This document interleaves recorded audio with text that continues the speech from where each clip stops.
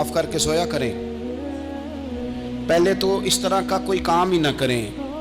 एक शख्स ने जुमला कहा था, लिखा था, कमाल लिखा था। उसने कहा था कभी ऐसा कोई काम ना करना कि कोई तुम्हारी वजह से जाके रब के सामने रोना शुरू कर दे। ऐसा कोई काम ना करना कि कोई बंदा तुम्हारी शिकायतें अल्लाह रसूल को लगाए। इस तरह का कभी काम ना करे कि वो तड़प उठे और कहे अब तुम्हारा शिकवा मैंने वहीं करना है। कुछ लोगों की शिकायतें करनी पड़ती हैं, अल्लाह रसूल की बारगाह में भी, अपने मशाइख की बारगाह में कर देते हैं। बाज़ औक़ात इंसान वो बेबसी के आलम में करे या बहुत ज़्यादा तकलीफ उसे सहनी पड़े तो तब करे, हो जाता है। तो एक तो ऐसा करें ना, और कोशिश करें लोगों को माफ़ कर दें, अपने दिल से चीज़ें निकाल दें। हम माफ़ी नहीं देते, कभी कभी सुलह तो कर लेते हैं, सुलह हो जाती है। पंचायत में सुलह हो गई, फिर लड़ाई हुई, फिर बात शुरू से शुरू हो गई क्योंकि हमने माफ़ी, फिर वो बात शुरू हो गई 1955 से।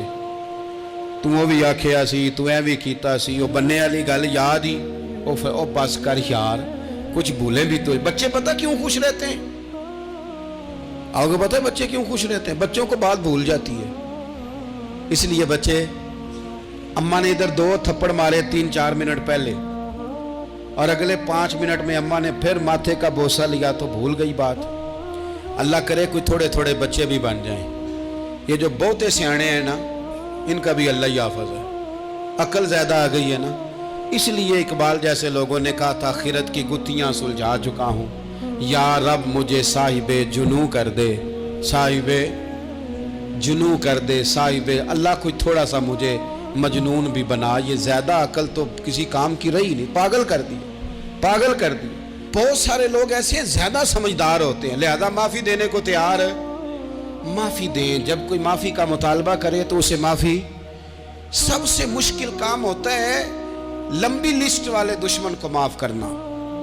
लिस्ट जिसकी लंबी हो ना गलतियों की, एक आध गलती तो माफ़ी हो जाती है। कुछ लोगों की लिस्ट भी बड़े कुछ आदि मुजरम भी होते हैं, लिस्ट लंबी होती है, उनको माफ़ी देना भी थोड़ा सा मुश्किल होता है। लेकिन कमाल भी ये है कि जिसकी लिस्ट लंबी हो उसे यक जुम्बश कलम बंदा माफ़ कर दे। को छुट्टी हो गई, जा तुझे माफ़ किया। और ये हमें क्यों करना चाहिए कि मेरा रब भी ऐसे करता है, मेरा रब भी ऐसे, वो गिनवाता तो नहीं ना, ये भी किया, ये भी किया, ये भी किया। हुजूर फरमाते हैं, ज़रा सुनना हदीस, हुजूर फरमाते हैं कुछ लोगों पे अल्लाह करम की चादर डाल के ना क़यामत वाले दिन, यहाँ भी उसने पर्दा रखा था तो वहाँ भी करम की चादर उन पे डलेगी। तो अल्लाह फरमाएगा ये गुनाह किए, तो छोटे छोटे गुनाह उसके गिनवाए जाएंगे। ये वर्त अब वो डरेगा, क्योंकि पता तो सारा है ना सरदार नो कीतियां दा। अब वो डरेगा, छोटे छोटे गुनाह उसके गिनो, तो उसका ख्याल है बड़े बड़े भी ना सामने आ जाए। छोटी छोटी गलतियां उसकी गिनवाई जा रही हैं, तो डर रहा है, कांप रहा है। कुर्बान जाए नबी पाक के लफ्ज़ों पे। कुछ गल्लां अजइयां ने कुरान पाक च, अजइयां ने, ये ना मेरी दादी कहा करती थी, मेरी अम्मा कहा करती थी, ए कुछ काम अजय ने, कुछ गल्लां अजइयां ने कि उत्ते दिल करदा सफ़ा बंद हो जाना है तो माफ़ी हो जानी, यानी ख़त्म है ये बात, इससे आगे किसी ने सवाल पूछना ही नहीं। छोटे छोटे गुनाहों का अल्लाह तज़किरा फरमाए, ये किया, ये किया, ये किया, या अल्लाह हो गया। अब बंदा डर रहा है कि बड़े बड़े भी सामने आ जाएंगे, लेकिन छोटे गुनाहों पे ही फुल स्टॉप लगा के ना, तो रब फरमाएगा ये जो तेरे गुनाह है ना, इसके बदले तुझे नेकियां दी जा रही हैं। तूने सच्ची तौबा की थी तो इन गुनाहों को बदल के नेकियां बनाया जा रही हैं। पहले डर रहा था, हुजूर फरमाते हैं, अब फटाफट बोल पड़ा, कहने लगा या अल्लाह मैंने तो बड़े बड़े भी किए हैं। यानी अगर छोटों की नेकियां बन गई है तो वो पाप किधर है, बड़े बड़े वो मेरे किधर हैं। करीम ये बात कर रहे हैं और सहाबा रो रहे हैं, मैंने तो बड़े बड़े भी किए हैं, बड़े बड़े किधर हैं। अल्लाह ताला बंदों को माफ़ फरमाता है, रब अपने बंदों को वो माफ़ करता है। अगर अल्लाह माफ़ न करे तो जितने जुर्म हमारे रब को हमारा पता है। बताओ, सवेरे रोटी मिले, सांस मिले, शऊर कायम रहे, जब मालिक इतना माफ़ करता है तो हम उसके बंदों को क्यों नहीं माफ़ करते? कर दे माफ़। और कुछ लोग ऐसे होते हैं जिनसे उम्मीद नहीं होती, अपने होते हैं कि ये वाला जुमला, और बंदा कहता है यार तुझे तो नहीं ना कहना चाहिए था, कोई और कहता मुझे। कहते हैं, ये ना समझे कि लोग कहते नहीं, कहने वाले یہ بات ہی آپ چھوڑ دیں کہ کوئی آپ کو کچھ کہے گا نہیں، یہ چھوڑ دیں۔ مخلوق تو اس طرح کی بات ڈھونڈ کے لاتی ہے کہ انسان پریشان ہو جاتا ہے کہ یار میں یہ کر سکتا تھا، میں نے کیا نہیں، اور جو میں نے کیا نہیں وہ تو نے میرے کھاتے ڈال دیا ہے۔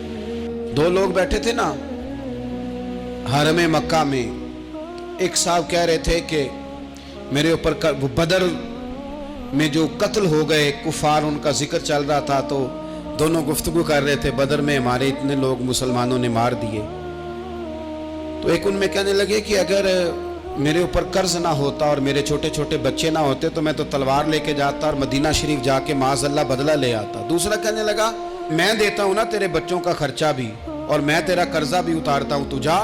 اس نے کہا پکی بات ہے؟ کہا ہاں، قرضہ بھی میں اتار دوں گا، تیرے بچوں کا خرچ بھی اٹھاؤں گا، تو جا۔ اس نے خنجر تیار کیا، تلوار تیار کی، گھوڑے پہ بیٹھا، گلے میں وہ تلوار اس نے اپنے ڈالی اور مدینہ شریف آ گیا۔ اتفاق کی بات یہ کہ ملاقات حضرت عمر سے ہوئی۔ جناب عمر کہنے لگے مجھے تیری نیت ٹھیک نہیں لگتی، پکڑا کدھر آئے ہو؟ کہنے لگا میں تو بدر کے قیدیوں کے بارے میں بات کرنے آیا۔ فرمایا تلوار لے کے؟ تلوار لے کے چل تجھے حضور کے پاس لے کے جاتا ہوں۔ نبی کریم کی بارگاہ میں لے گئے تو حضور فرمانے لگے کیسے آئے ہو؟ کیسے آنا ہوا؟ کہنے لگے جی میں تو بدر کے جو قیدی آپ کے پاس ہیں ان کی بات کرنے آیا تھا۔ تو حضور فرمانے لگے چل پھر باقی کی میں سناؤں۔ خیال آیا مسلمان نیک و بد پہچان جاتے ہیں، محمد آدمی کے دل کی باتیں جان جاتے ہیں صلی اللہ تعالی علیہ وسلم۔ فرمایا میں سناؤں؟ حضور کیا؟ فرمایا تم اور فلاں بن فلاں وہاں بیٹھے ہوئے تھے نا حرم مکہ میں، فلاں پہاڑ کے ساتھ ٹیک لگا کے، اور تم نے یہ کہا تھا نا کہ قرضہ نہ ہوتا، بچے چھوٹے نہ ہوتے تو بدر کے مقتولین کا میں بدلہ لیتا۔ یہ سارا کچھ طے کر کے پھر آئے ہو تلوار لے کے، اور یہاں کہتے ہو میں قیدیوں کے بارے میں بات کرنے آیا تھا۔ اس کے تو پسینے چھوٹ گئے، وہ تو بے حال ہو گیا۔ اس نے کہا اس کا تو سوائے اس کے اور میرے کسی کو نہیں پتا، اگر آپ کو پتا چل گیا ہے تو پھر آپ اللہ کے سچے رسول ہیں۔ تو حضور اگر آپ کو پتا چل گیا ہے کہ میں قتل کرنے کے ارادے سے آیا ہوں، میں معاذ اللہ بدلہ لینے آیا ہوں، اللہ کرے آپ کو سمجھ آئے میری بات کی۔ یعنی ایک تو یہ ہے کہ بندہ وہ پکڑا گیا ہے، اور ایک یہ کہ کسی کو پتا چل گیا ہے کہ یہ اس کام آیا ہے۔ پھر لوگ جب معافی دیتے ہیں تو بڑی کہانیاں سنا کے دیتے ہیں، ایسے نہیں دیتے۔ حضور اب آپ کو پتا چل گیا ہے تو کیا کریں گے؟ تو حضور فرمانے لگے تو بتانا تیرے ساتھ کیا کریں۔ اس نے کہا کہ میں نے سنا ہے آپ معاف بڑا کر دیتے ہیں۔ یعنی یہ گھر سے کوئی پیار کرنے نہیں آیا، پھولوں کا گلدستہ لے کے نہیں آیا، تلوار لے کے آیا، لیکن یہ میرے محبوب کا حوصلہ ہے، اور آیا بھی عین مسلمانوں کے بیچ ہے، جو چاہیں اس کے ساتھ کر سکتے ہیں۔ اس نے کہا معاف کر دے، تو حضور نے فرمایا جا میں نے معاف کیا۔ حضور نے معاف کیا۔ وہ کہتا حضور معاف کر رہے تھے اور رب میرے دل میں ایمان کو تازگی عطا فرما رہا تھا۔ حضور نے معاف کیا اور میں نے کلمہ پڑھنا شروع کر دیا۔ ایسے لوگ سامنے کھڑے ہو گئے فتح مکہ کے دن کہ جن کے چہروں سے ان کی زیادتیاں عیاں ہو رہی تھیں، ان کے ظلم چھلک رہے تھے چہروں سے۔ حضور کے سامنے کھڑے ہیں، کانٹے بچھانے والے بھی، روڑے مارنے والے بھی، گلے میں رسیاں ڈال سارے کھڑے ہیں۔ حضور نے فرمایا بتاؤ تمہارے ساتھ کیا سلوک کروں؟ انہوں نے کہا آپ کریم ہیں۔ تو حضور نے پتہ کیا کہا؟ قرآن پاک میں ایک سورہ یوسف ہے، کچھ لوگوں کو لفظ یہ قصہ بھی بڑا برا لگتا ہے، تو اللہ فرماتے ہیں نحن نقص علیک احسن القصص، محبوب ہم آپ کو ایک سونا قصہ سنانے لگے۔ اس کو اللہ نے قصہ کہا، سونا قصہ، سورہ یوسف کو۔ تو سورہ یوسف کیا ہے بھلا؟ ذرا انداز دیکھیے سورہ یوسف کا۔